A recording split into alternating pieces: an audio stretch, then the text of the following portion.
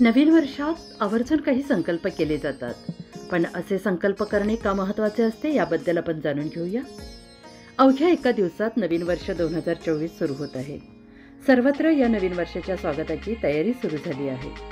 नवीन वर्षाच्या स्वागताची जशी तयारी केली जाते ना, तशीच नवीन वर्षात अमुक एक गोष्ट आपण करू असंही ठरवलं जातं. यालाच रिझोल्यूशन घेणं किंवा संकल्प करणं असं म्हणतात.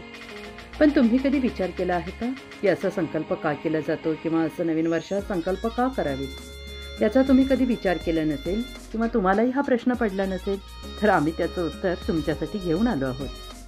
आपल्या सर्वांना माहीत आहे की आपण आपले संकल्प पूर्ण करण्याच्या चांगल्या हेतूने सुरुवात करतो, परंतु काही लोक वर्षाच्या पहिल्याच दिवशी किंवा मग काही कालावधीतच आपले लक्ष गमावतो. पुन्हा एकदा आपण आपल्या जुन्या सवयींमध्ये अडकतो. अभ्यास दर्शवतो की 41% अमेरिकन लोक जे नवीन वर्षाचे संकल्प करतात त्यापैकी फक्त 9% ते पाळण्यात यशस्वी होतात.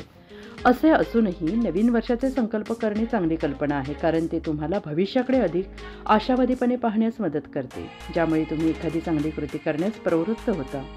यामागची अजून काही कारणे आहेत ती जाणून घेऊया. टार्गेट पूर्ण करण्यासाठी फायदेशीर.